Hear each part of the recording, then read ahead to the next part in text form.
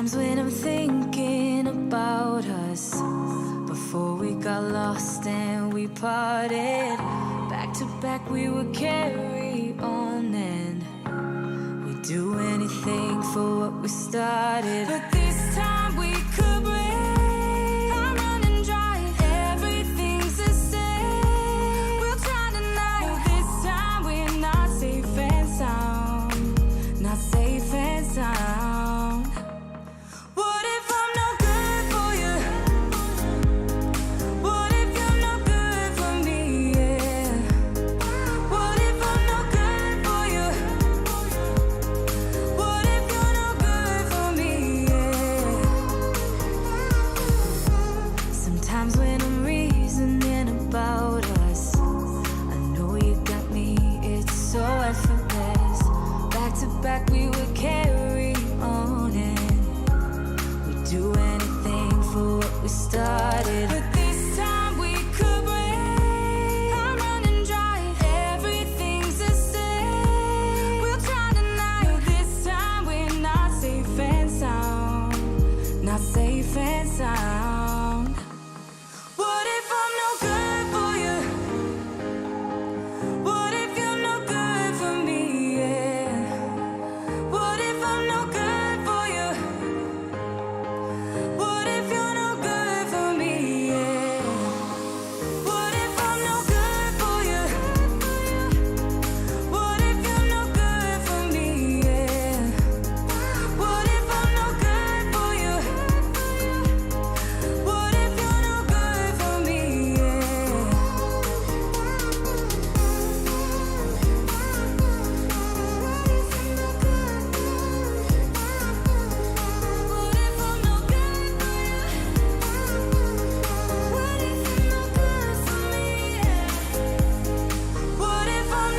for you? What if you're no good for me? Yeah. What if I'm no good for you? What if you're no good for me? Yeah. What if I'm no good for you? What if you're no good for me? Yeah. What if I'm no good for you? What if you're no good for me? Yeah. What if I'm no good for you? What if you're no good for me?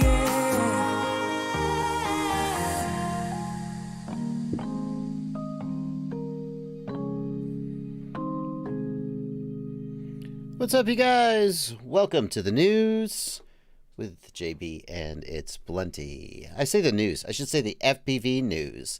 We're not going to be covering anything that's going on in the world except the world of FPV. How you doing tonight, Blunty? Good, Joshua. How's it going? I'm doing really well. The most important piece of news, which I want to just get out of the way real quick, is my new desk. I have a new desk. It's clean. Yeah. It's dust free. It's modern. Okay, now we've got that. You, looks like, yeah, you took the L, I think. Oh, well, let me tell you about that little...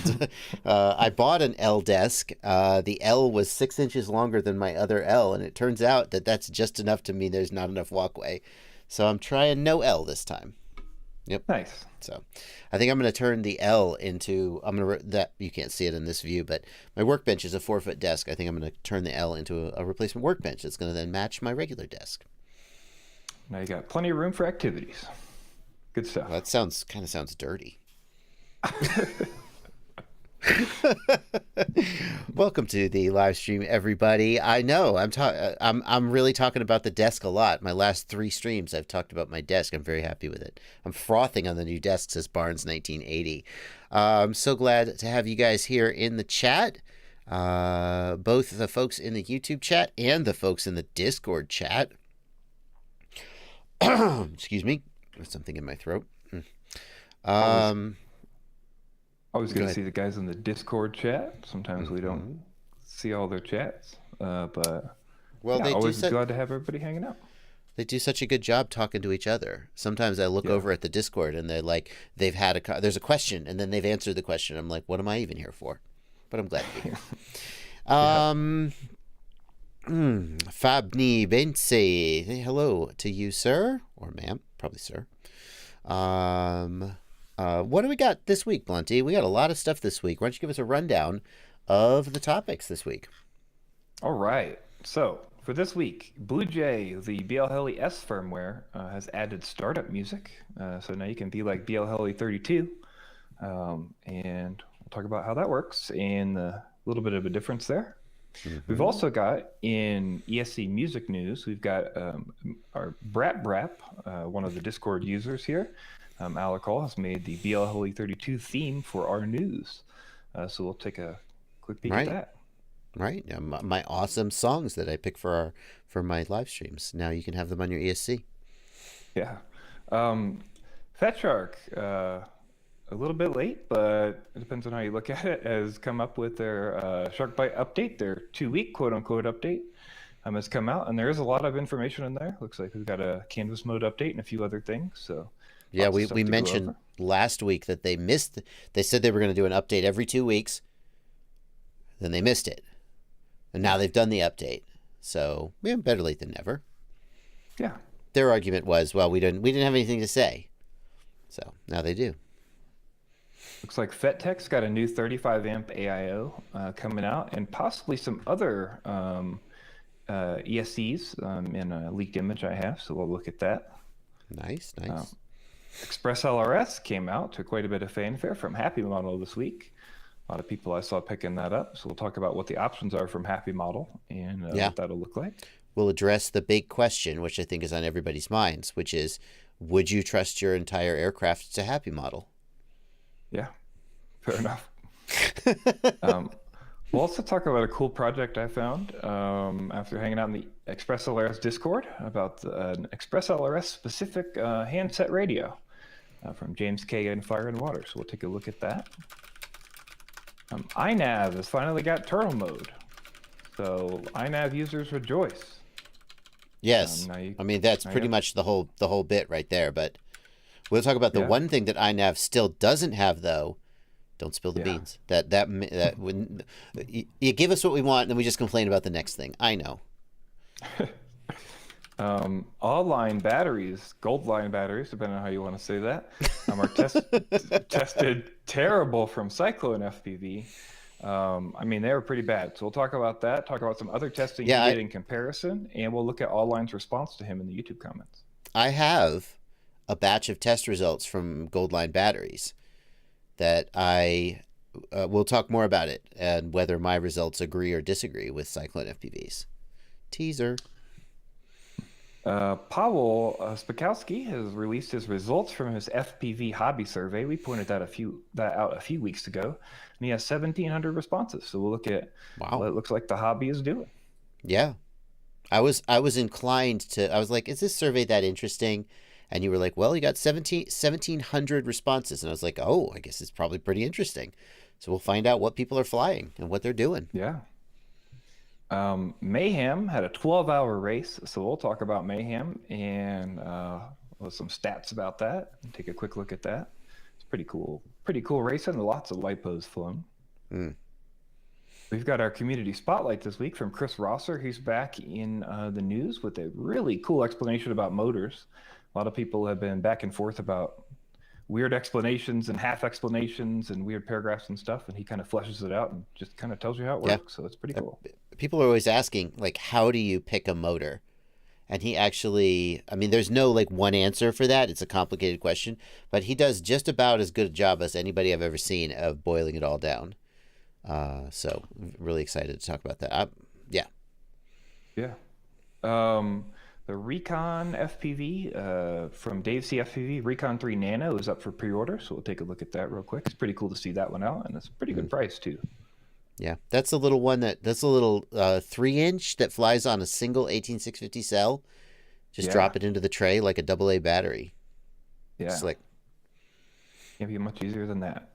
D3VL or Devil reached out with the FCC hack they promised us last week.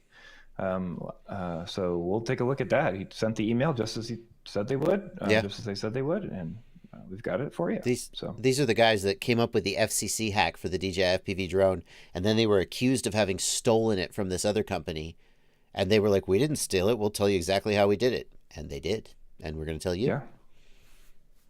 Crossfire V3, CRSF V3 protocol has been pushed on a Betaflight PR, and we've also got some images from, it looks like it was also pushed in like the alpha group and stuff. So there's some changes there with CRSF V3. We'll look at that and how it will, Crossfire will take advantage of that. Mm-hmm. The BBC has an article about DRL. They took a look at the Drone Racing League, talked to a few different people, mainly Xjet, Jordan Temkin. So we'll take a quick look at that.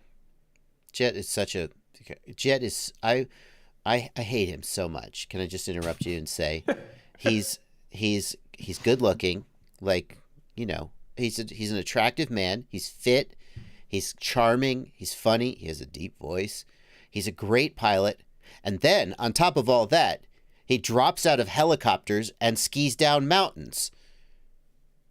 How do you like that? How do you compete with that? I don't know. Sounds like you really like Jet.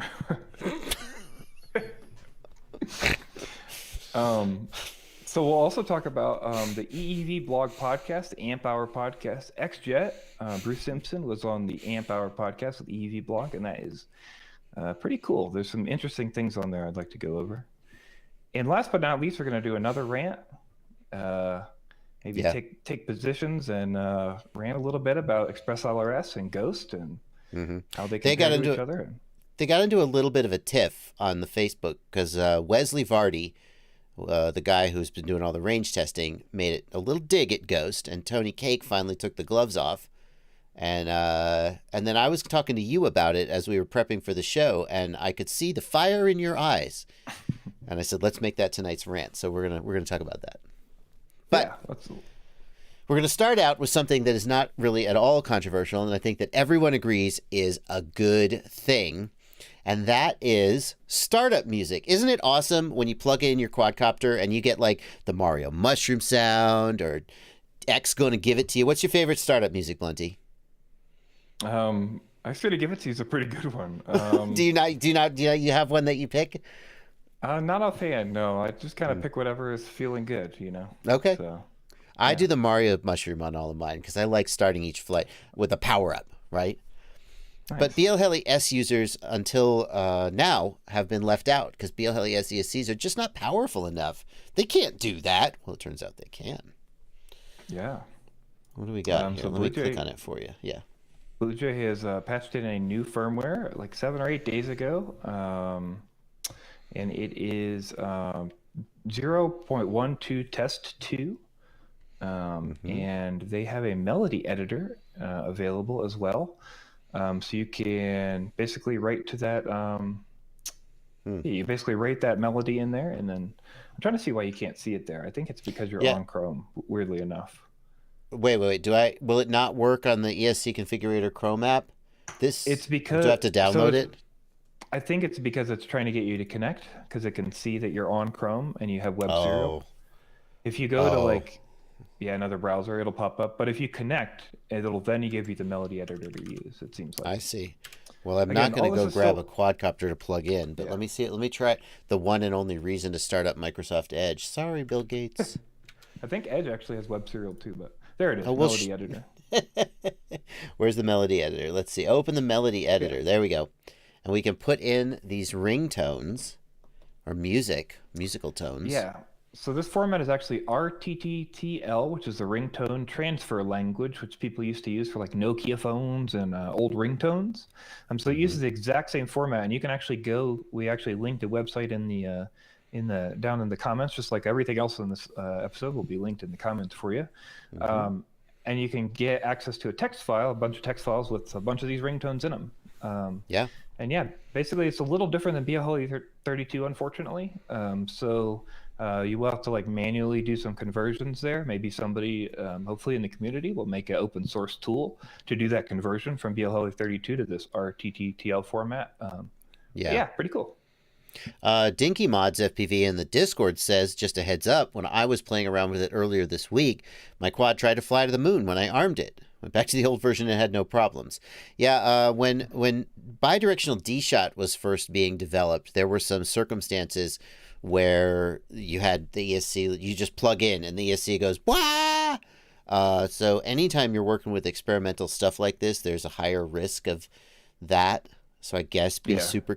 It's really bad because like when you're plugging the quad in, you're holding it. If it, it's really bad. So. I will say to get this, you actually have to flash a firmware with the name test in the name of the firmware, so know what you're getting into. But yeah, that is the current way to get it. But maybe wait until there's a official, like a better release of it. But right now, everything kind of from BlueJay is beta. So. Okay, well, it's coming. Or if you're willing to risk your motors randomly powering up to full unexpectedly. Typically what happens is the startup music like interrupts the initialization and then like doesn't anyway. So pretty cool that it's there though. Speaking of startup music, there's a new startup sound. This one should be our favorite, right, Blunty? What do we got here? Yeah. I've actually got it on a quad here. Let me see if we can hear it. Okay.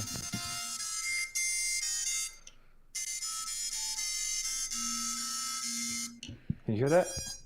Yep. That's our live stream startup. Yeah, that's part of our live stream song. So that's pretty cool. That's from Brap, Alec Hall in the Discord and in the chat. So appreciate it. Shout out to him for that. We got a paste bin in the comments and a YouTube video of his quad doing it. So Exploding Evo in the Discord says, "Hey everybody, here's this cool thing you probably shouldn't use." Such is the news. Yeah, welcome to the news. We got the latest and the greatest. You definitely don't want the Titanic theme song as your startup, says Master Ape FPV. Right, no, we don't want that. We don't want to go down like the Titanic. Okay, great. Let's move on. Blunty, SharkBite released their update. What is in this update? Yes, they did. So they got a bunch of stuff in this update. The main thing is canvas mode is out. So this is what they had promised before, was to put canvas mode out. And canvas mode basically takes advantage of that new feature that Betaflight patched in. We talked about a month or two ago, just MSP Displayport. And so MSP Displayport lets them basically draw anything they want on the screen. So now you're getting the real OSD from Betaflight. And so you get exactly what you want to draw. You're getting real LQ. You're getting basically all the Betaflight OSD elements and whatever else you want to draw. In addition, you're also getting, I think it's kind of partially working right now, but I think it's getting fleshed out fully. But you also get the like PID controls. You get other menus and like the Betaflight menus that you would normally get. You should get the full Betaflight menus because like the nature of this MSP Displayport canvas functionality is that the flight controller is just drawing the OSD exactly like if you had an analog quad. And so it can draw menus, it can draw whatever it wants, right? Yeah, I'm wondering if the DisplayPort implementation has like a different like a menu it's drawing, or maybe I was just confused by the video. We linked in the description T-Mac FPV. He did a video on canvas mode, so if you want to see how to do the update process, he goes through the whole thing and then shows you what the canvas mode features are. But yeah, T-Mac is great. T-Mac is one of the SharkBite boosters, if you will. It has a lot of content about it. This is fantastic, and this is a great example of why SharkBite is so great. I think a lot of people who review SharkBite focus on the ways in which it falls short compared to DJI. It doesn't have as good a range, the resolution is not as good, etc. But one of the ways that SharkBite does excel is that Fat Shark has always been like a part of the FPV community. It doesn't mean that they've always been the most responsive, as anyone who wanted a power button on their goggles can say, but they, especially now, it feels like they have realized that connecting with and responding to the needs of the FPV community is key to their success, because they can't, it's this situation you find yourself in where you can't compete on budget. You can't beat DJI in terms of R&D and money. So how can you beat them? And this is a place where they're willing to do something that DJI has not been willing to do. And it's pretty freaking exciting. Yeah, listen to users and work with the open source community. And yeah, it's definitely what they've been doing. And yeah, these repeated, like, this is the second update we've seen, and it was a little late, and we're kind of rubbing them a little bit for that. But the amount of information in this is like really awesome. So a couple of the other things we got is like they kind of got confused about the pit mode last time, and they admitted that. So this time there is a true 1 milliwatt pit mode coming in the next update. They have identified that is a problem, and they will get that out. There's also a new feature menu in the SharkBite firmware, so you can get antenna strengths. You get a visualizer of antenna strengths for each antenna, so you can see like the antenna performance in a separate menu. They're also promising to do a 500 milliwatt single board 30 by 30 to replace that double stack 20 by 20 VTX that That's everybody exciting. kind of thinks is like weird and bulky. That's really exciting. Yeah. Yeah. Why? Yeah. I don't know. It's really kind of inconvenient to mount that double stack. It's pretty exciting that they're going to do a single 30. The number one thing I dislike about that double stack VTX is that you've got those stacking pins, right? And we know that those are susceptible to damage. And there's an MMCX connector between the two boards. And it just feels like that is a recipe for disaster. So it's great that it's going to be a single board. Yeah. Good. And just like always, they've asked everybody to reach out with any more information they have. They've asked about, links for connectors if they need to make more than 20 centimeters. They've explained some ways to like use it as a ground station by replacing antennas. Again, they just seem really receptive, and I think this is, like you said, this is what they have to do to be a player in the community. This is great. And I'm seeing, it feels like the buzz is picking up for SharkBite. Yeah. It feels like more and more people are using it and wanting information about it. So pretty exciting. There was one other thing. I don't know what it was though. We can mention also that. Sorry. NiceX in the chat said that full menu support does work. Okay, great. That's excellent. Yeah, so the other thing to know is that right now Canvas mode only works in Betaflight, but I believe that's because Betaflight is the only flight controller software that's implemented MSP Displayport. Right. So it seems like all the other flight control softwares will need to do is just implement MSP Displayport, and then it'll kind of automatically work properly over that channel. So yeah. Yep. And that's, obviously, just merge it in, right? How hard could it be? But there you go. All right, great. Well, good job, Fat Shark. Keep it up. From Fat Shark to Fettec. Fettec's got some new ESCs coming, Blunty. Yes. Let's take a look at this picture. Yeah, so we linked, we have also in the thing, oh my God, looks like he leaked a 35 amp AIO, but I actually received this image, which leaks quite a bit more than that, it looks like. We've got some different models of the ESCs. We've got the 15 amp we know about, the 35 amp AIO we know about, but we've also got, looks like a high volt version of the ESC. We've got some ones labeled def, ones labeled advanced, and we've also got a pro series, it looks like, which will be a 45, a 60, and an 80 amp ESC. Now, for the record, you got this off their GitHub repo, I guess. This leaked there somehow. We don't for sure know that every single one of these hex files equates to an ESC that's being produced, or do we? What do we know here? I don't know for sure, but I do imagine there's a reason the hexes were made. Well, sure. Yeah, I don't know that they were made for something that doesn't exist, but maybe they're just R&D ESCs. Maybe they won't actually be produced. I'm not 100% sure. But all right, we just have to acknowledge we're not actually confirming 100% that these are coming, but we are pointing out that these hex files were in the GitHub. The 35 amp AIO is definitely coming because Umagod and Quad Mover have been testing those, I believe. It's exciting. If you fly KISS, you've been relatively limited in your choice of ESC. KISS ESCs, of course, everybody loves them. But I think the 45 amp all-in-one is the biggest Fettec ESC they make now. 45 amp standard, not all-in-one. Oh, my bad. These are all. This is all-in-one. Yeah, like a flight controller. Isn't there a 4-in-1? Oh, all-in-one flight controller and ESC. Yeah. So this is so right now there's I believe a 15 amp AIO. So this will be a 35 amp AIO, like all-in-one flight controller, ESC, and then there's a 35 amp and a 45 amp 4-in-1 currently. Oh, got it. I see. So these are like toothpick style, presumably. Yeah. Oh, nice. That's interesting. You got there's definitely applications for that.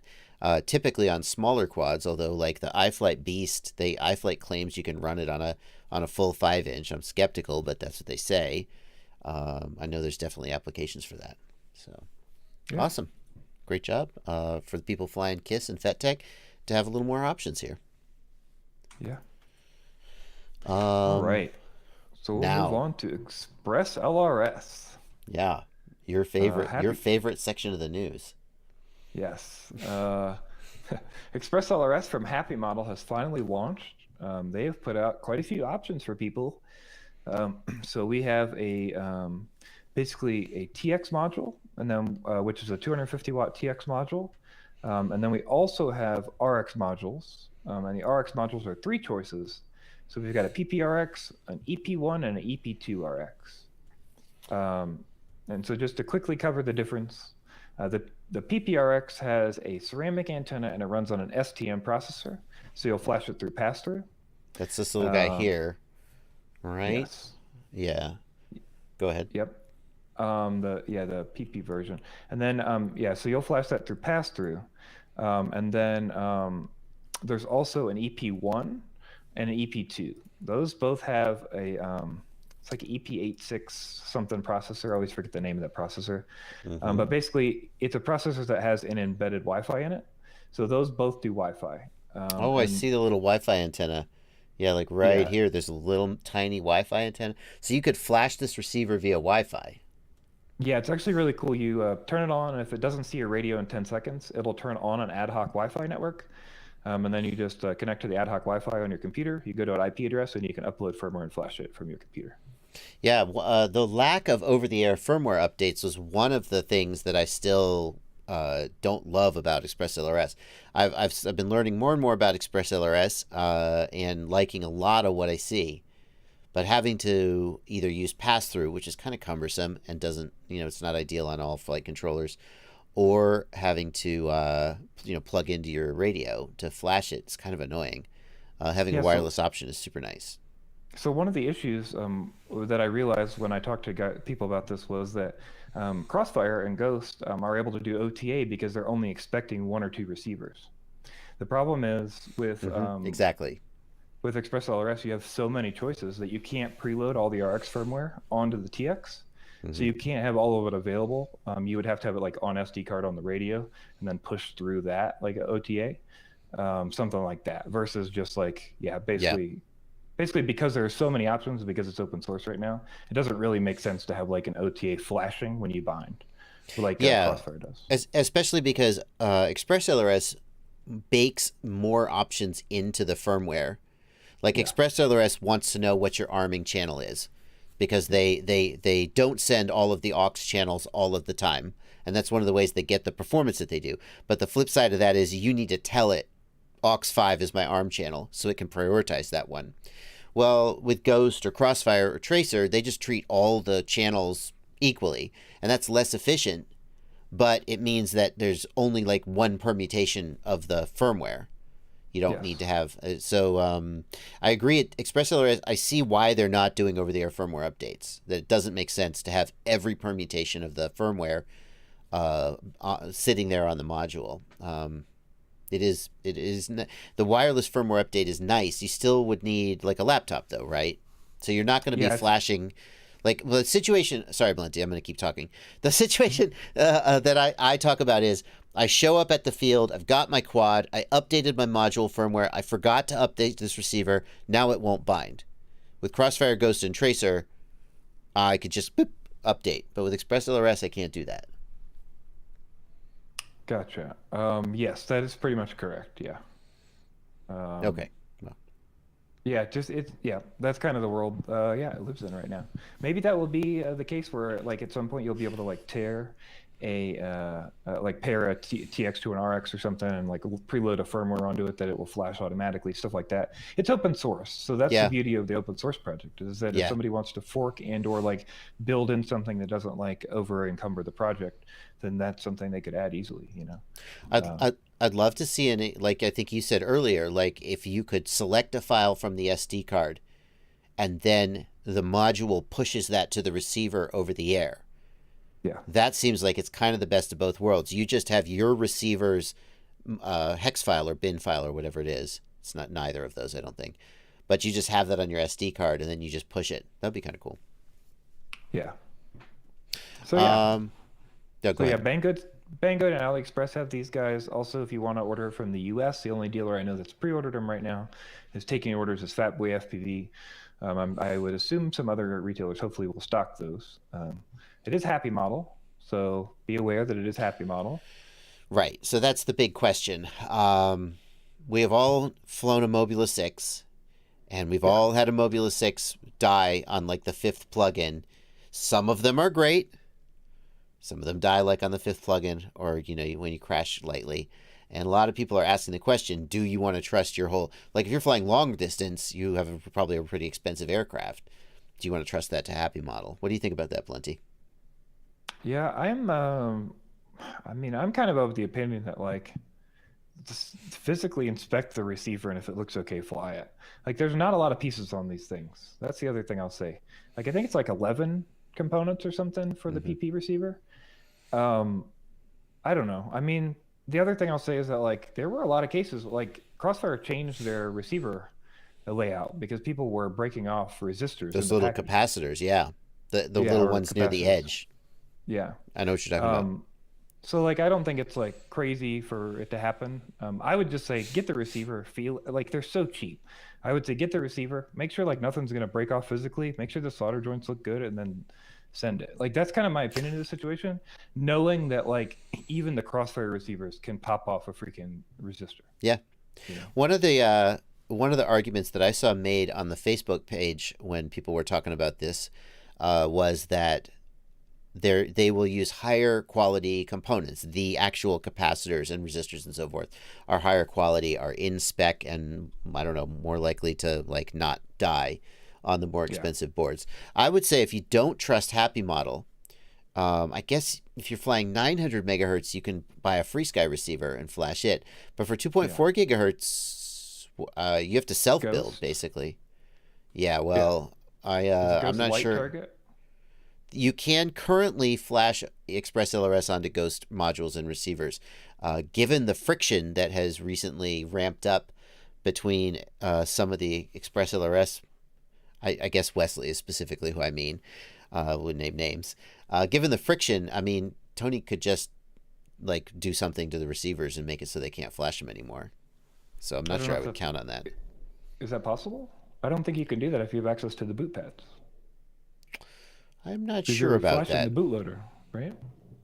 Maybe. I don't know. I think if you have access to the bootloader can't you lock pads, I think you can just go right over them, but I don't know. But maybe you can lock the bootloader out somehow. Maybe you flash with, like, some kind of custom something. But I thought if you had access to the MCU's, like, pins, kind of no matter what, you're, like, flashing over the flash memory there. So, yeah. I don't know. I think you might be able to lock the bootloader. Okay. But anyway, I'm not sure I would count on Ghost for 2.4 gigahertz going forward if this friction continues. But we'll see. Well, there's always Fatboy FPV making his own, though, right? He sent you one. You have one of his. Let me put his up. He's going to stock the Happymodel stuff, but he also has custom stuff that he's built that he can put his name on. And some of it is actually from the other ExpressLRS community members that he's selling as well. So we'll talk about the ExpressLRS handset in a second. And, like, the Nano I have was made by Fire and Water, who helps with the handset. So so he'll build you a 2.4 gigahertz module by hand if you want. Yeah. So we'll give him a little plug. A lot of good options there for you if you want to do those kind of things. So if you're wondering, a couple of people are asking what friction we're talking about. We'll get to that rant, I think, at the end. We'll save that for the rant at the end. Okay, let's continue. We're talking about ExpressLRS because I just learned about this. You told me about this during the show notes, and I kind of don't get it. So it's a handset that runs ExpressLRS, but it doesn't run OpenTX, and that's supposed to be a good thing. Yes. Yeah, so you got to think about what we're doing here, right? So if you think about what's the idea of ExpressLRS? ExpressLRS was made originally as a race mode to get everything out of the way.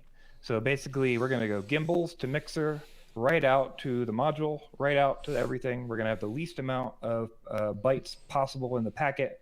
We're going to get the baud rate as high as possible on the UART transfers and all that stuff to get everything down as little as possible, right? So James K is the guy who came up with this idea. Then Fired Water's been working with him on this. Thought, like, okay, why don't we go farther with that then? So let's pull out any of the other pieces that are adding latency, right? So they're pulling out OpenTX and the MCU for OpenTX and just getting all that out of the way. So they're going gimbals to basically hardware gimbal filtering. So instead of having to do some kind of filtering or anything to the gimbal outputs or doing any mixer work or anything, that will all go through hardware boards that you can physically swap out. So there's like no extra latency from software work there. And that will go straight out to the module directly and speak directly to the ExpressLRS module. So there's no mixer. There's no like remapping your channels or changing your aux channels or any complicated. There's just basically like four stick channels and some switches, and then just straight to the module with the least latency and most consistency possible. What if I how do I do my endpoints? None of that. I think that's all accounted for in the hardware. I think they've got ways to tweak that with like physical stuff. But basically, yeah, it's like trying to take as many pieces out as possible, so it's straight to the point. You know, interesting. There's nothing in the way. Interesting. It's also got some other cool features. You know, there's a feature list you showed there on screen. They're using like Hall effect gimbals and like I said, they're hardware filtering that data. They'll have like an RF deck so you could swap between 2.4 and 900. So it's not external, it's an internal module, so you don't lose that latency. Yeah, stuff like that. So, and then also it should be less than $100 to build one of these, it looks like, in parts, and it'll have wireless QI charging. Pretty cool. Yeah. Pretty interesting. Definitely something for the hobbyists and the enthusiasts, not for like consumer grade stuff. J Larson 42 in the Discord wants to know, how good do the ExpressLRS receivers with ceramic antennas work? I would say I haven't flown them, but I did see somebody on Facebook talking about a side-by-side test, and I think I remember them saying approximately a 6 to 9 dB worse. But the ExpressLRS has such amazing range to begin with that you actually still have a pretty good range, even with that deficit. Yeah, it's supposed to be 8 dBm, I think, somewhere in that world is where it's at. But like, I just, as a test, I put the radio in my front yard. I put it on 10 milliwatt, 500 hertz, 2.4 gigahertz, and I carried my quad with a ceramic antenna in the center of the carbon into the back of my house, behind my brick house and behind a metal shed, and it did not fail safe. I had to shove it against the metal shed and hide it, and then wait for the failsafe to happen, basically. Now, was it 10 milliwatts? That was at 10 milliwatts, yeah. Okay, so you could go to 250 milliwatts and be fine. There's a lot of penetration there, yeah. I think you will not be disappointed in the ceramic antenna. It's not going to be like, don't go pushing kilometers on it. But I think like if you're going through a few walls at a bando, I think it's going to be perfectly fine. I need to fly it a lot more and see like where it's at. It's meant for racing. It's meant for like, hey, I don't have much in the way, but like I'm fairly short to medium distance, and I need just a nice fast rate without an antenna in the way. Right. Yeah, that's the big advantage. For a lot of freestyle as well. The big advantage of that antenna, I think, is the weight. The whole receiver with the antenna is like 0.4 grams. Yeah. Which you add a Crossfire Nano to a Tiny Whoop, and it's a little under 2 grams. Is that right? I think it's a little under 2 grams. I think it's like 1.4 grams. That's correct. Yeah. Which is like nothing, but for a 20-gram Tiny Whoop, those Tiny Whoop pilots are like, no, it's too much. I can feel the difference. All right, well, here is maybe the Ghost Zepto is lighter. It's pretty freaking light is the point. Yeah, absolutely. It's getting down there, that's for sure. All right. Very exciting just to see someone out there doing these things. Like, even if you're like, nah, ExpressLRS isn't for me. Ceramic antennas, they've existed. No one's used them in FPV as far as I know. Now, if ExpressLRS makes it popular, you're going to see a Crossfire module with a ceramic antenna. And maybe it's a good idea. It's just nice to see somebody pushing what's out there. Yeah. All right. In other news, iNav finally gets turtle mode. Yay! The one reason that I wasn't using iNav. I will say, I was talking to someone who had some iNav. They had quads that they wanted to put on iNav because iNav has like optical flow sensor and sonar. Betaflight doesn't, but iNav didn't have turtle mode, and that was keeping them on Betaflight. It was just killing them. So fantastic. Yeah, I mean, it's definitely nice if you, especially on iNav, if you're doing those range things, and you get out, 3K and you can't flip. It definitely sucks. So yeah, it's cool to see that now. I think that's coming in iNav 3.0, I think is what it is. Exciting. Yeah, so that'll come out. like we said, I think a lot of people are asking, and it doesn't seem like it's going to come anytime, is resource remapping in iNav. I think it's because Pawel made a video about it a while back. I think it's because there's like a different base they build on, so they don't like have the code ported over to do resource remapping. That's not like how they handle it. So I don't think they're planning to do that. But well, that's annoying. But okay. You wanted turtle mode. Oh, you got it. Sorry, I'm chatting in the Discord. It's nice to have turtle mode. What iNav brings to the table instead of resource remapping is like you don't have to do all this. Like to get servos working with Betaflight is a disaster. It's just such a hassle. And iNav, like you just can use servos and stuff. And so maybe the argument, like for motor reordering, I guess you kind of wish you had it, but for everything else, they kind of just make it work. So that's nice. Yeah. All right, next topic, a controversial one, bad batteries. CycloneFPV made a post. Let's bring up, it's in the show notes, the link to the YouTube. We're not going to watch the whole video, but CycloneFPV made this video. It's an hour and 49 minutes long. He's actually doing the testing live, huh? Yep. And basically, these Auline batteries he tested were trash. Is that a fair assessment, Blunty? Yeah, so the weird thing is some of them were trashed, and I think that's more like the concerning thing. And there were basically everything he got that was over 1,000 milliamp hours had either a totally missing cell, had a cell that was 0.9 volts, 1.2 volts. All the cells were down to like 3.1 volts. You know, it was just like, it was really bad. And these were cells that have been sitting for like 4 months ish, something like that. He said, I think 4 to 6 months, somewhere. Like just on the shelf. Yeah, just on the shelf, like in normal temperature, 72 degrees. Like he went through the whole thing in his comments a little bit to talk to Goldline about it. But basically, it's pretty unacceptable. I mean, he had so many complaints that this is why he tested them, and he was worried that customers were just beating up the batteries, and you know, it was a problem. Right, because customers are always coming back to you going, I bought this battery, it's trash, and then it turns out they beat the shit out of it or they over discharged it or whatever. But CycloneFPV did the right thing and pulled stock off their own shelf to test them and confirmed, I guess.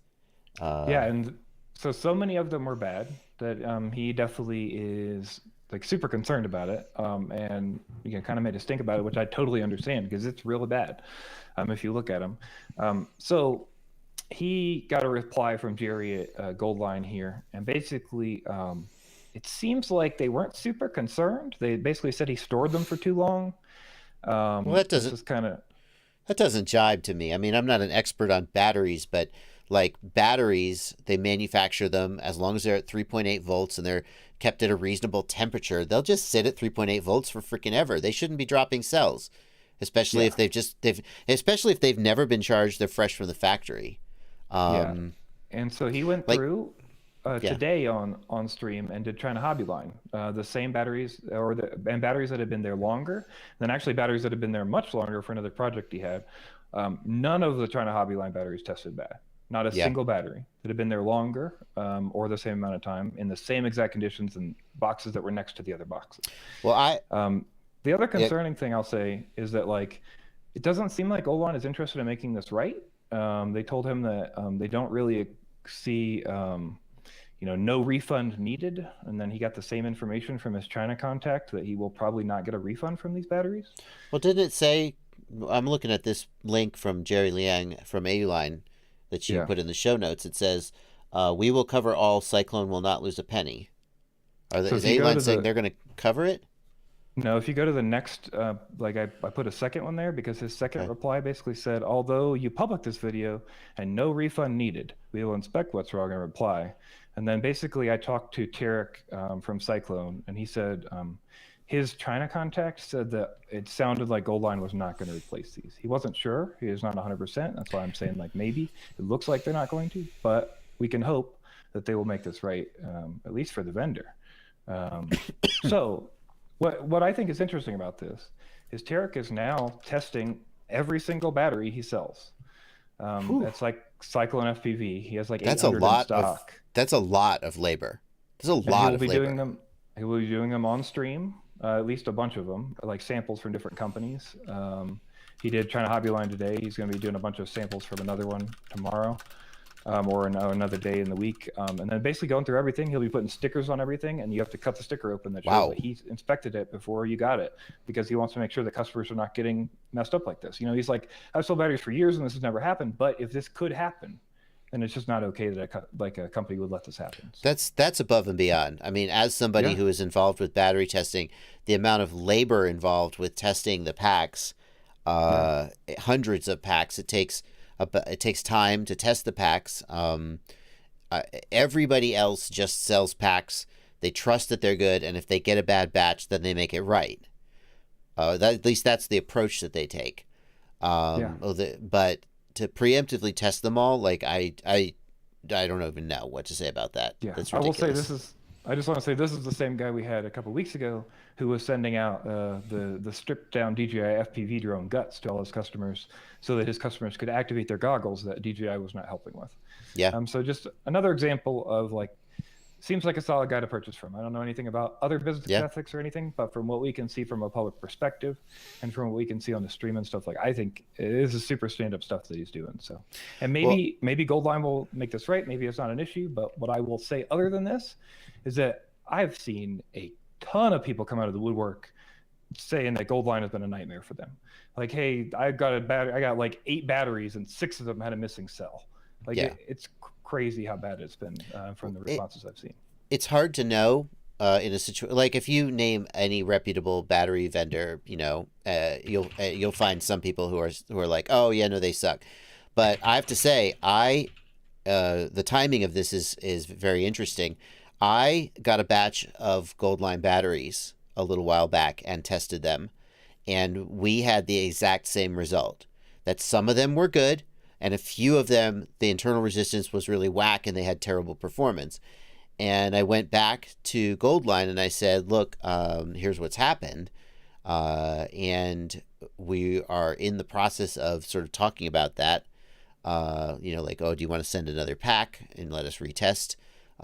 Obviously, the results are going to be what they are. We wouldn't, hide those bad results, but we would like to know if those results are a fluke or if they are representative of an overall pattern. And when you told me that CycloneFPV was what made this post, I was like, oh, Goldline. I totally agree. I had the exact same results when Goldline sent me some packs to test. I'd have to go back to the test results and verify which pack we had a problem with. I think it was a smaller pack, but it was the same thing. Like, some of them were fine, a few of them were garbage. Yeah, it's unfortunate that that's been the case, and it seems to be trending a little bit here. So again, hopefully they'll make it right. This won't be a trend. They'll fix whatever is issue in their supply line, and they'll be back to making good batteries if they have been. It's hard to know. One other thing I'll say real quick is just in this hobby, it's really difficult because there's just so many products going out. There's so many people buying products. There's so many new people and experienced people getting these things, and it's hard to know sometimes like where these trends are actually happening at.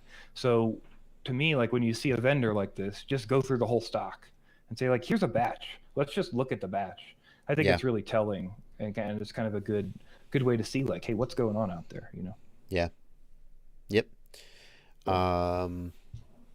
Great. Don't buy Goldline batteries, I think, is the takeaway. Yes, that's the takeaway.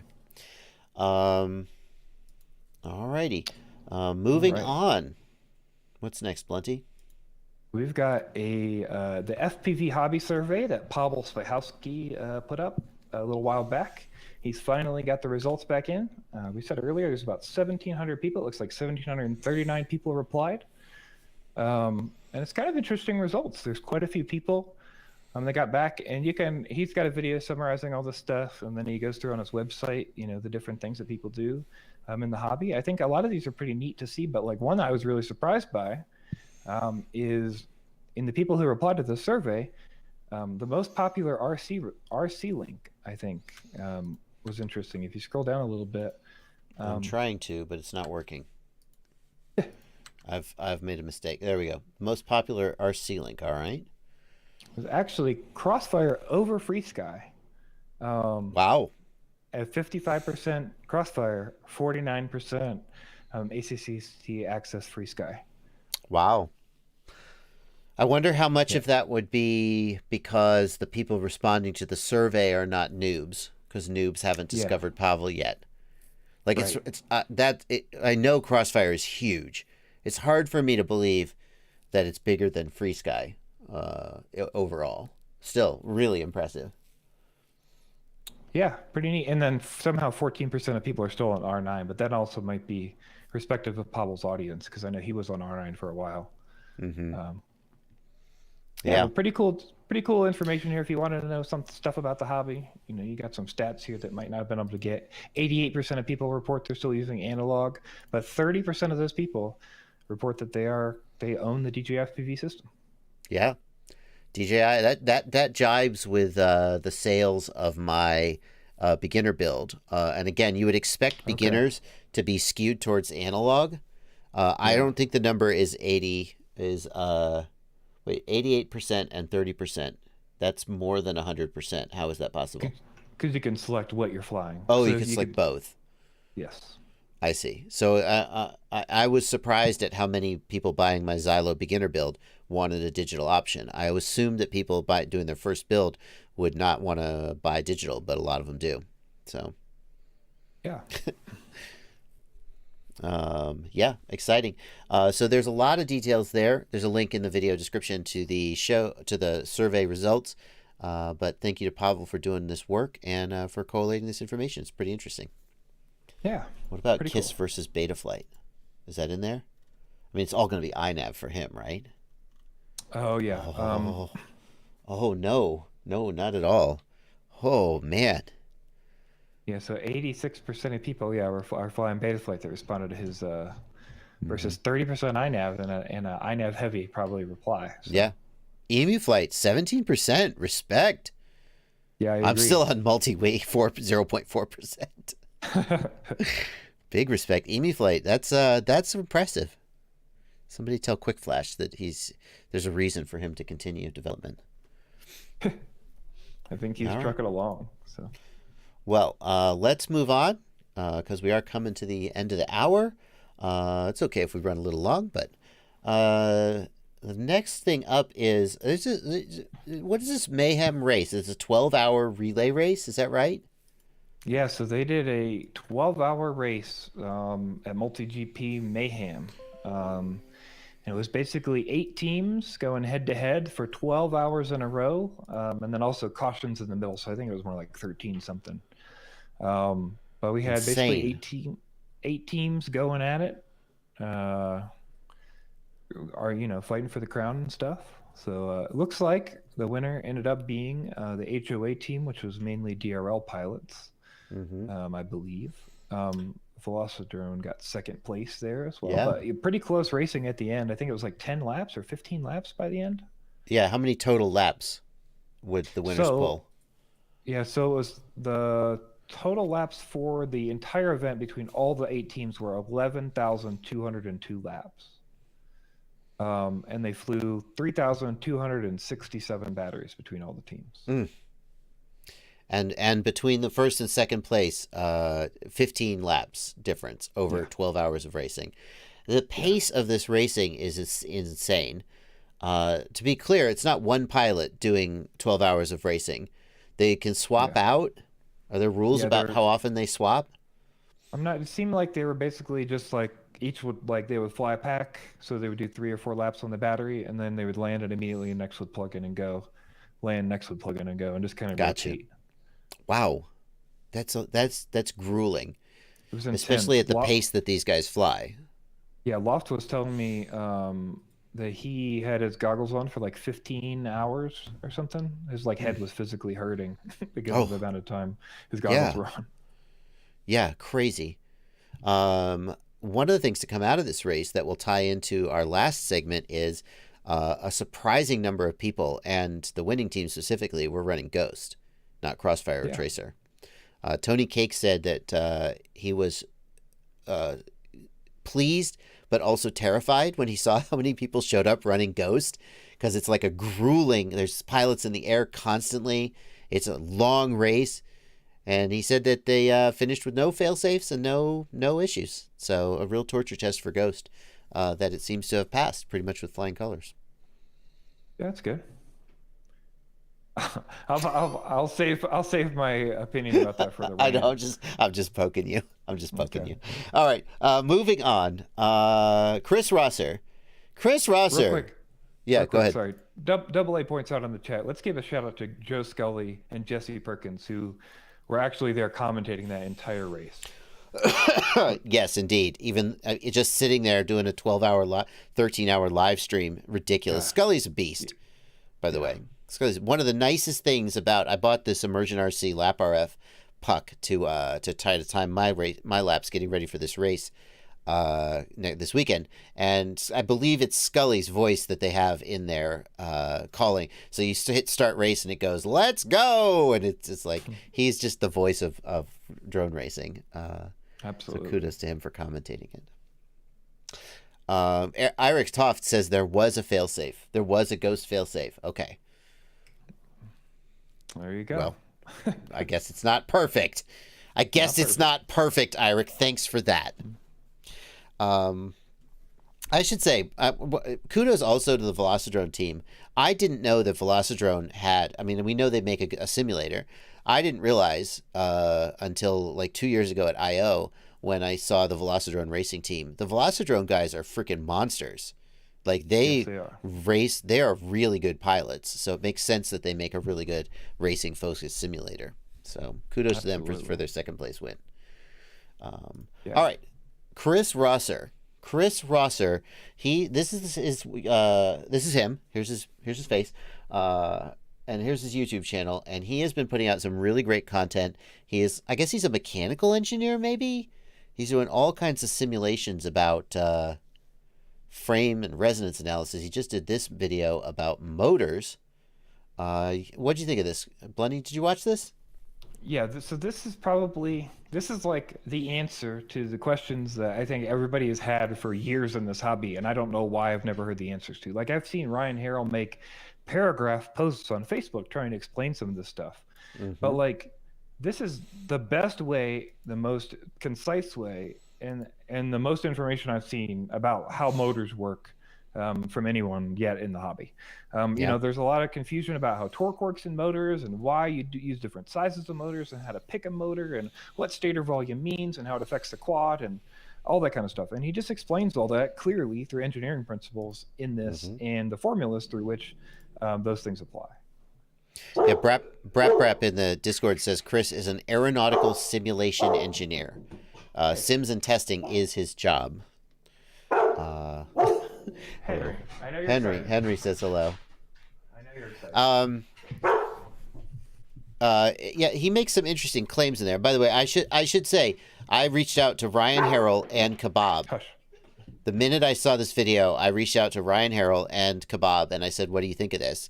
And Ryan Harrell's response was, "Yes, I've been saying this stuff for years. Finally, someone agrees with me." I do agree. He put it in a very understandable and concise way. But he makes a claim, and I want to dig into this, not here on the news, but in general. I'm going to do an interview with him, Ryan Harrell, and hopefully I'm going to get to talk to Kebab as well. He says that pancake motors are basically, unless you need the additional airflow through the motor to cool the motor, that pancake motors are not good.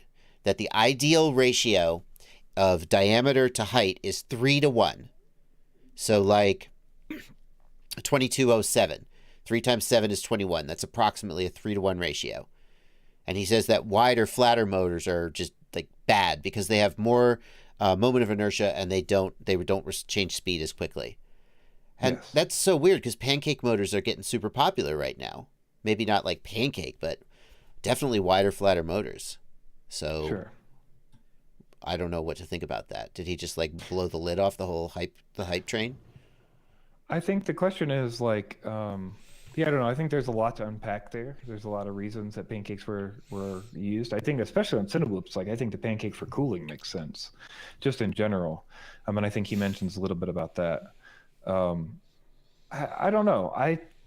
It's easier to get stator volume if you make a pancake motor and then just go up a little bit. Do you know what I mean? Because you have more radius. So if you go up, because every millimeter of height gets you more volume.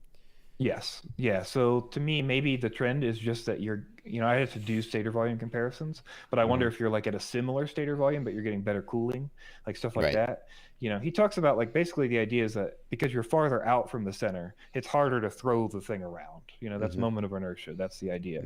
Hmm. It takes more energy to push it around the circle. Um, and so, that makes sense. The other part is though, um, because of the KVs we use and the RPMs we run in, how much does that affect us?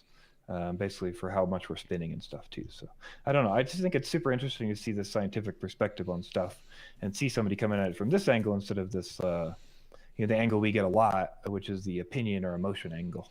Well, So. it's why I watched the video and I said I can't disagree with anything he's saying.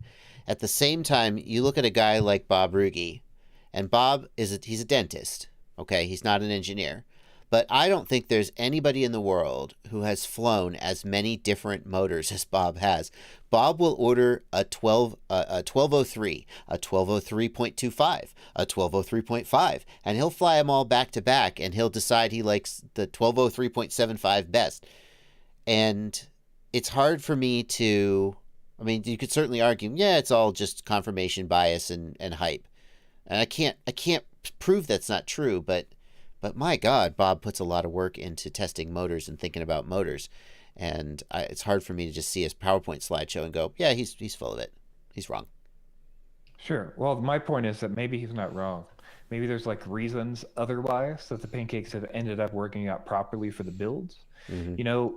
It's something that Bob is recently doing is up on the ramp up power. Maybe part of that is because of the way the pancake motors push, in these torque conditions. Yeah. Based on moment of inertia. So like maybe we can kind of find a common ground here and understand why some of the tuning decisions are being made and stuff like that. Like, Yeah. I don't think it has to be like, hey, pancake motors suck because moment of inertia. I just think it's like, hey, maybe there's other reasons you're doing it. Yeah, there's some discussion going on in the Discord about these topics. MPFPV and Brap. We definitely should go watch this video if you haven't. But one of the things he argues is that torque is basically proportional to the volume of the stator, and the shape of the stator doesn't affect torque at all. And the other argument he makes is that resolution is basically a function of KV. That a lower KV motor will have more resolution because it will change RPM less as you move the throttle, but that the shape of the motor doesn't affect resolution. I'm oversimplifying and maybe misrepresenting slightly, but he makes some pretty amazing claims that contradict some of the things that we think we know about motors. So you should definitely go watch it. But What I'll say too, the other thing I'll say is that like part of the reason I like videos like this is because if he's wrong, he's explained it in such a good way that hopefully somebody will also make a very good explanation as to why he's wrong. And we can all learn from it. Jonas Wackershauser, torque is not proportional to KV. The torque constant and the KV constant are proportional, or are they inversely proportional? Basically, as KV goes up, it costs you more current to make torque, but a higher KV motor doesn't make less torque. It just needs more current to make the same amount of torque. And since current is limited by the battery's internal resistance, you may get less torque out of a higher KV motor, but it's not because a higher KV motor inherently makes less torque. These are the kind of things he talks about in the video. Yes. So I'm looking forward. I hope that I can get him to do an interview with me and Ryan Harrell and get some of this information hashed out, if only just so I get to sit down and talk to him. But let's move on for now. Jonas Wackershauser thinks I'm wrong. I may be wrong. Oh, well, anyway, we'll move on. Let's pick up the pace slightly, Blunty, because we are over the hour mark. Go ahead.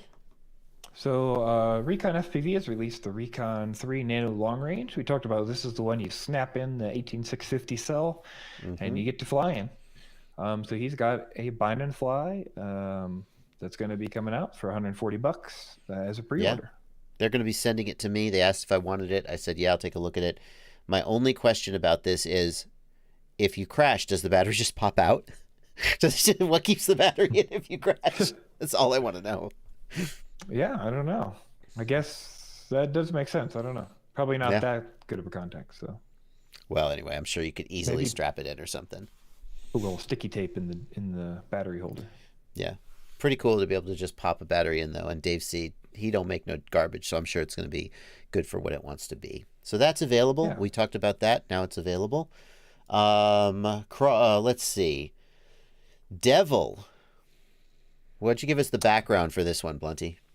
So last week, I think it was last week, we looked at the DJI FPV drone FCC hack. So previously, drone-hacks.com was selling a drone hacks software suite, which they still are. And $100. Yeah, $100. In that software suite, other DJI drone stuff you could do. But basically, in that suite, you would go in and unlock the drone from FCC. You click a button and it just unlocks your drone from the region, and you can use FCC powers and stuff and channels. So another company, D3VL, released a hack on their website that was basically the same thing, but it's just the FCC part. You log in, you click a button, and until you plug your phone back in, the hack works and you're in FCC mode, but it was for free. And so we put up a story about how it was hacked from somebody else, from the drone hacks company. We didn't say it was hacked. We talked about the claim that it was hacked, just to be fair. Drone hacks claimed that it was hacked from them. And then D3VL came in the chat and said, hey, D3VL said, hey, that's not true. We'll tell you how we did it. And I said, okay, send us an email. So they did.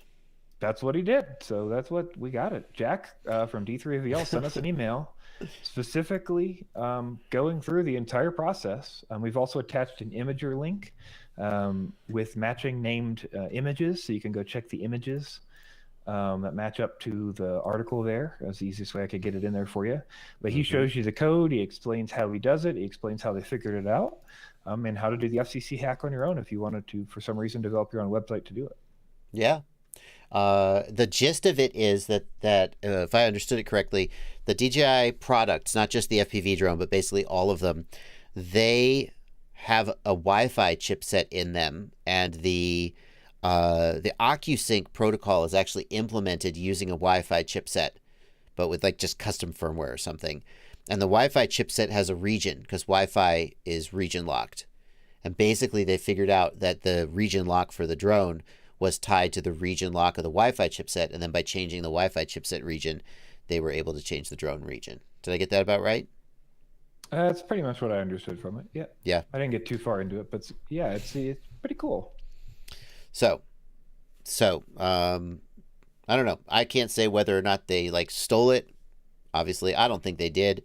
There's no actual indication that they like hacked into the computers. It just sounds like they reverse engineered the solution, like anybody could have theoretically done. And then they gave it away for free. And then someone else who reverse engineered the solution, who is mad about now they can't charge $100 for it, is upset. There you go. Yeah. Well, nice. I have good news for you, Blunty. Do you remember we were talking about at the beginning of the stream the BLHeli-S musical startup tones, and we want a converter for BLHeli 32? Yes. Bastian Sonderman is in the chat. He's the guy who made the stick exporter project that we talked about. He's made a converter. And the gyro music thing. Yeah, that's very cool. Very cool. Let's let me see if I make him a moderator. He should be a moderator, right? Bastian, you're a moderator now. See if you can post that link. If not, we'll just cover it. We'll cover it next week as a community spotlight, and we'll put the link up next week. Yeah, for sure. Blue Jay. What did I say? Bluebird? Anyway. Maybe. It's Blue Jay. Yeah, BLHeli-S Blue Jay. Yeah. All right. So let's see. Crossfire V3 is coming. If you're excited because you think this is going to do something with the range of your Crossfire link, shut up. That's not what it is. This is actually the wire protocol. What? I would say that's not true. I don't know that that's true. Tell me more. Because so Crossfire CRSF V3 protocol is coming out, and that is doubling the bit rate of the UART transfer, and is changing some stuff about how the packets work. So from my understanding, this actually enables them to make smaller packets if they wanted to actually shrink the packets down, and that would actually let you get more range out of the modulation of the packet. Yeah, so there's two aspects of the Crossfire system, and one is the wire protocol, which is the protocol between the receiver and the flight controller, and one is the air protocol, or the RF protocol, which is what goes between the receiver and the controller. And obviously they're linked, they're carrying the same information, but Like lots of different things use the Crossfire wire protocol. For example, if you connect your TBS Unify up to your Crossfire receiver, you can flash the firmware to your TBS Unify using the Crossfire protocol. ExpressLRS and the pre-release versions of Ghost used Crossfire to talk to the radio and the flight controller because Ghost wasn't in OpenTX or Betaflight yet. So Crossfire wire protocol is used all over the place, and making it twice as fast can reduce latency of the control link. But I think you're seeing some relationship between what ExpressLRS does and Crossfire, aren't you, Blunty? Yeah, actually, Trappy teased this in his post, so I put a link to it.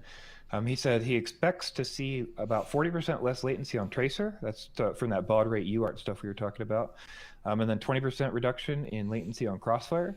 This also sets the path for range boosts on both systems, as well as more channels and higher telemetry throughput. Yeah.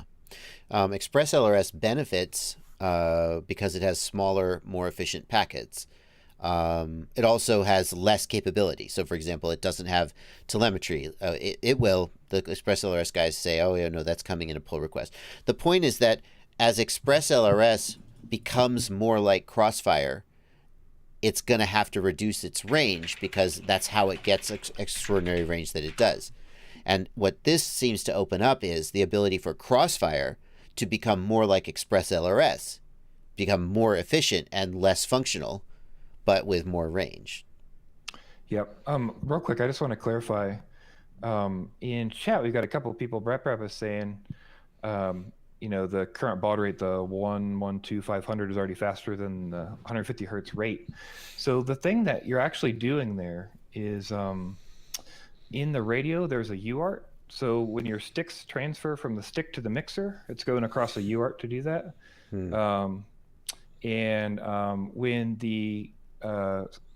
When the information goes on the other side from the RX to the flight controller, you're going over a UART.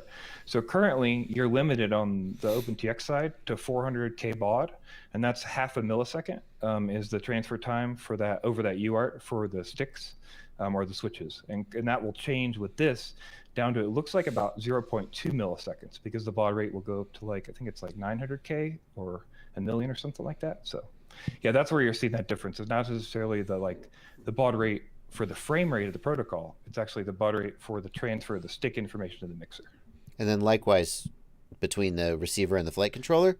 I believe it will also change. Yeah, I believe it will also change that, because I'm not 100% sure, but I believe so. Yeah, okay.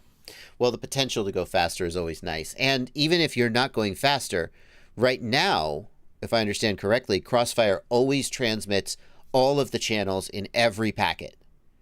And that, yes. You look at the way ExpressLRS does it, where they do it a little more efficiently with some kind of compression, basically. It gives the potential to get higher refresh rates and or lower latency and or longer range. So, just to clear up real quick, Jekyll asked, so we don't care about range very much anyway from Crossfire. Does it change latency? It does lower the latency. It says 40% on Tracer, 20% on Crossfire is their claim. So we'll see what the tests look like on that. It will not need new gear. It will work on the same stuff you're already currently using. Okay. All righty. We got a couple little media things to focus on, and then we're going to do our rant. The first is this BBC article with DRL and Xjet. Again, there's a link to this down in the video description. And I'm always happy to see drone racing getting attention in mainstream media. I think it's good that people know that drone racing is out there. I love seeing my friends and associates getting attention. Look at that face. Look at that face. Anyway, moving on. So there's a really great BBC article here about, there's Vanover too, my God, where he talks about, his love for drones and stuff. Super cool to see that.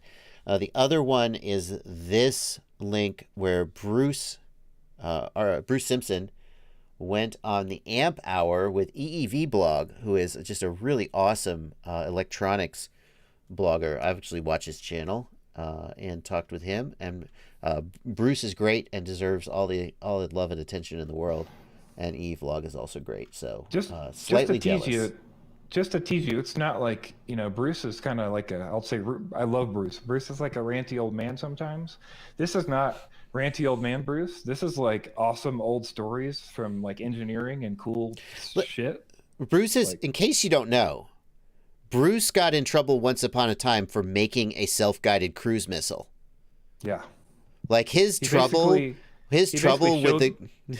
Go ahead. He showed the world that you could build a cruise missile at your house. Like that was kind of his contribution. Right. He wasn't doing it to be mean or an asshole. He was like, hey, people could be making cruise missiles right now. This is bad. And then to demonstrate how easy it was, he did it. Kind of like a white hat hacker sort of a thing. And then the government was like, oi, you can't build cruise missiles. And he was like, oi, tell me what law I broke. And so when you see him fighting with his local council, that goes way back to the time he built a cruise missile. So he's a badass, is my point. It adds a lot more context to him being angry at the local government, that's for sure. Yeah. Anyway. So that interview, both of those really good interviews and media attention. Okay. Anything else to say about that, Blunty? That's it. All right. Now for the rant. So let's give some background. I don't have a link to the actual post from Wesley. Do you? I do not. No. Wesley Vardy, an ExpressLRS booster, a guy who's enthusiastic about ExpressLRS. Don't think he's a dev, but he does a lot of range testing as well. And he has some range test results for Ghost, Crossfire, ExpressLRS. He made a post somewhere, maybe on the ExpressLRS page. On the Rotorite community. Was that where it was? Can we find that post? You got I'm working on it now. Okay. Yep. And it basically said ExpressLRS got much better range than Ghost and Tracer, and ExpressLRS is awesome. And then Tony Cake, I asked Tony, I was like, hey, Tony, what do you think about, what's going on? Because he made some responses, and Tony said, look, I've been being polite about this, but if he's going to take shots at us, the gloves are off. I'm going to take shots back.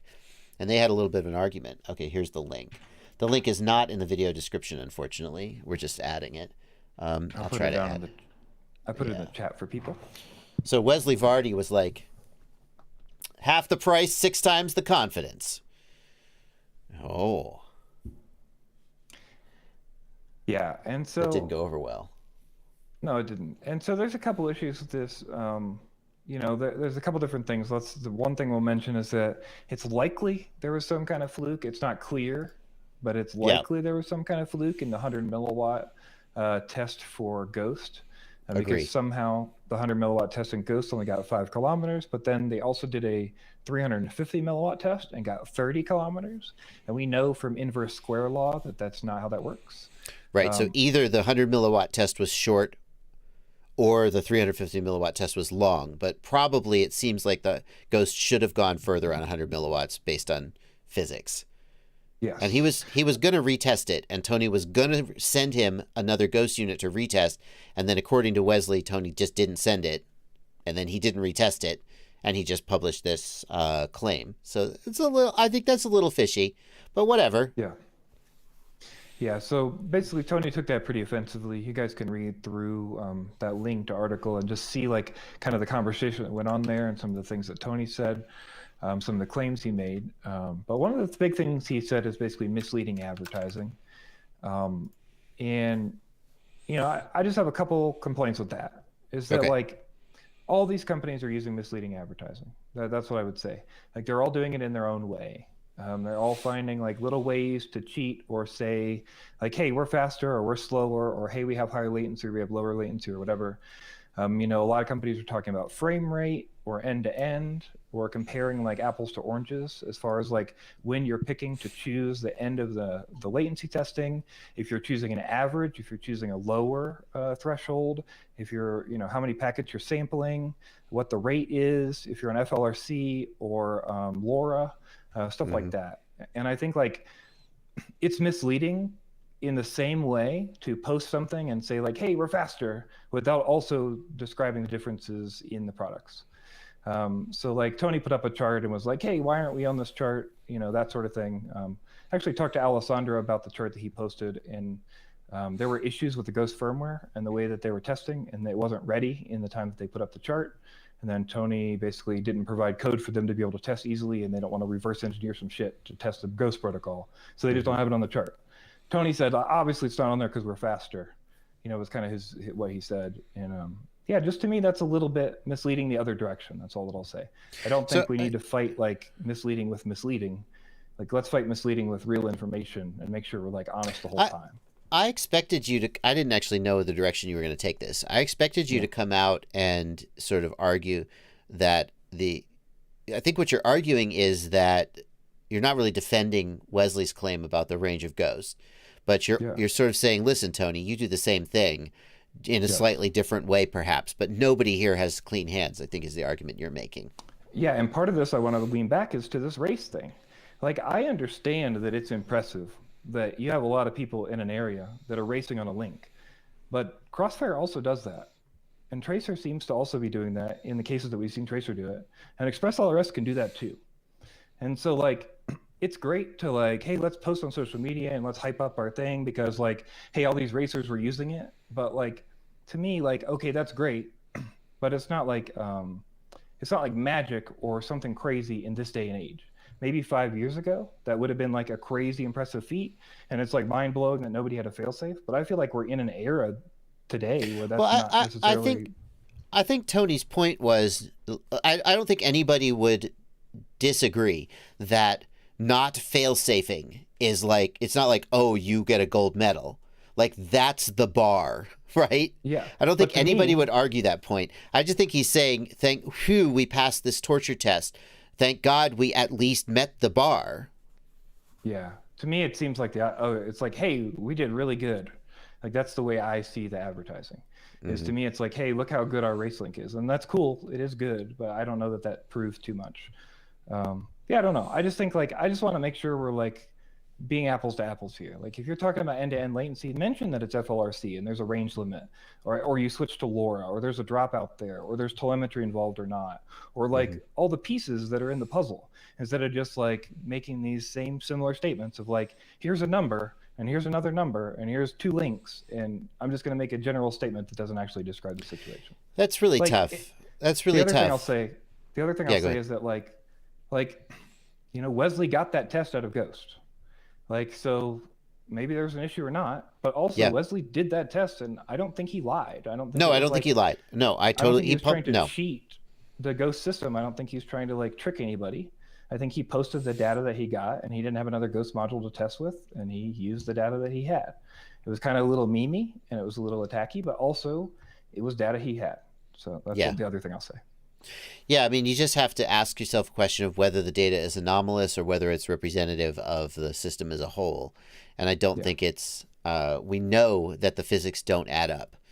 If you go 5 kilometers on 100 milliwatt, you don't go 33 kilometers on 150 milliwatts unless something else changed. And Wesley does a very good job of controlling for variables. He controls for the packet, you know, the LoRa versus FLRC, 100 hertz, 250 hertz output power. He controls for these variables as best he can, and he does good results. I just think, I do think it was a little bit, I'm not sure what the word is, you know, to make a little meme based on that without knowing that the result can't be right, or without at least backing it up. Like, maybe he's discovered a bug in Ghost that no one's ever discovered before, but you got to at least run one more test. But he didn't have the hardware to do it. So anyway, there was also a lot of discussion in there that I thought we were going to get into about the efficiency of ExpressLRS versus something like Ghost. And one of the arguments Tony made is that, like, ExpressLRS, one of the reasons that it gets longer range than Ghost and Crossfire, even when you control for things like output power and so forth, is that ExpressLRS, like, one of the things it does is it encodes the aux channels as either 2-position or 3-position bitmaps. You cannot run a servo off of an ExpressLRS aux channel because it literally only has 3 positions. And, so Tony's argument is that if you want that, Ghost can do it, but he just doesn't think it's worth it. That, oh, you can go 20 kilometers and on ExpressLRS you can go 50 kilometers. Who gives a damn? Why wouldn't you rather just have your aux channels work instead of having to think about all this nonsense? I wonder if you have an opinion about that.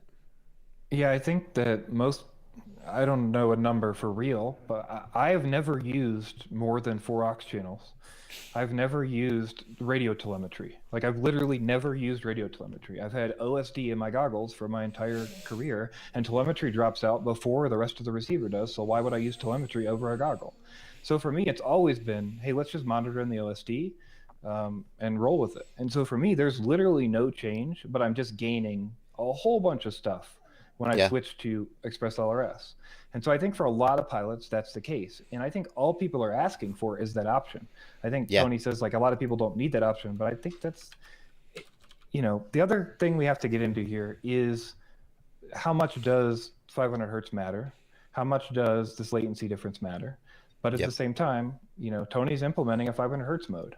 So there's got to be something to it, or he feels like there's a necessity there, that there's enough demand from the community. I do think we're in the realm of diminishing returns. Somewhere between 150 and 250 hertz, you're down at like 4 milliseconds latency. You go to 500 hertz now, you're down at like 2 milliseconds latency. You have, on the one hand, you've halved the latency, but on the other hand, you've only saved 2 milliseconds. So I think, when you've got a 15 millisecond camera and now you shave 2 milliseconds off your control link, I feel like you're in the realm of diminishing returns. And there's also, I'll also mention that, like, we're actually to the point where we're actually messing with feed forward smoothing, or feed forward. So now we're actually accidentally overshooting feed forward, if I understand the problem correctly, because the links are so fast that we're getting a faster update rate than we want. So, like, feed forward's making up for the problem, but it's actually overshooting early because it's getting more information than it's expecting. So they're, like, adjusting for that in 4.3 with some of the way they're doing filtering and stuff. But yeah, it's just it's interesting to see those issues. So, well, I'll say from my perspective, I like and respect what ExpressLRS is doing. I'm glad they're doing it. At the same time, I have this method that I use to get all my aux channels on one channel, all my aux modes on one channel, and it just uses, anyway, it doesn't matter. But you can't do that with ExpressLRS. You couldn't. It only has 2 or 3 position channels. So, like, I like the idea that all my aux channels are just like a servo channel. Who cares? And I feel like there's some merit to Tony's argument that Ghost is, like, simpler.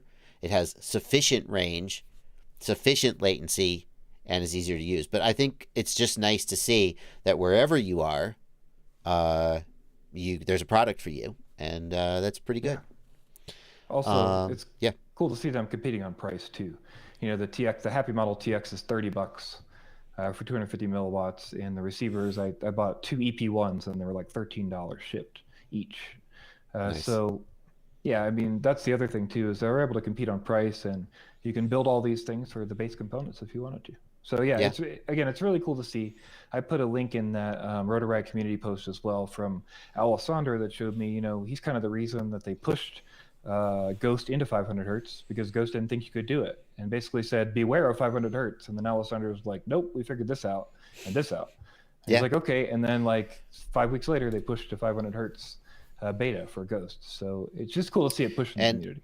And if the great thing is that if there's a push for, enhanced range, then Tony basically said as much. He's like, you want the firmware? We'll just do it. We don't care. Yes. You want 3 position aux modes encoded as a bitmap? It's not hard. So it's nice to see that there are options out there. Let's finish up. Gosh, we've gone. This is the longest we've ever gone, Blunty, but I've really had a fun time talking with you and hanging out with you guys in the chat. Let's get the super chats out of the way, and then let's get out of here. OGK Terp Kid. It's so easy to say. Updated. Thank you for a $2 super chat. I updated Betaflight on LR4 V2 digital, and I lost ESC output. The number one reason why you might lose motor outputs when you flash the flight controller is that you flashed the wrong target. So you got to find an original CLI dump for that and figure out what the correct target is, and or maybe you just didn't change it back to D-Shot. So, Michael Hill, thanks for a $5 super chat. John Larson, thanks for a $5 super chat. I got a race quad I'd like to try it on. I assume he's talking about the Bluebird. firmware. Hero Psycho, thanks for $5. Do not discharge the Goldline 2600 mAh 4S lithium-ion $15 goggle battery below 3.6 volts per cell. Both my ISDT D2 and D6 Duo Pro will not charge it. Wow, it's a lithium-ion. It should be good at least to 3.0 volts per cell. Another strike against Goldline. Yeah, and Hero's a good source too. So. Oh yeah, he's no dummy. Redbeard the Pilot, thanks for a $5 super chat. I recommend a 24 hours of Le Mans-like race. Endurance with a cost cap. Would be fun to see the beater and caveman quads as a theme. Finally, Jekle, thank you for 549 euros. JB's a little easier to hear and comprehend. Blunty's a little harder to hear and understand. Here's the sorting that out. I don't know about that. I feel like our levels are pretty well matched. Maybe, I don't know. We could always turn you up a little bit, but... thank you guys for being here anyway. That's going to do it, though. We got to get out of here. It's been a long freaking live stream. Thank you so much, Blunty. We'll see you guys next week, 6 p.m. Tuesday. Right, Blunty? Absolutely. Yeah, we appreciate you guys being here. As always, hit up that news at fpvknowitall.com so you can give us any information you know about. If we missed anything, let us know. We did go an hour and a half today, but hey, maybe we missed something still. So yeah, we appreciate it. Make sure you subscribe to the channel, give it a like, all that kind of stuff. Blunty's channel. Yeah, check out my channel. It's an @ in the title now, so you can just click the title @ItsBlunty and get right over there. Give me a subscription. Maybe I'll make a video pretty soon again. We'll see what happens. Yeah, and I appreciate you all being here. Thank you so much. All right, guys, we're out of here. See you next week. Oh, and last reminder, no Q&A live streams this Sunday or Monday because I'm going to a race. But we will be here for the news on Tuesday. All right. Okay. Bye, We'll everybody. see you in 1 week. All right.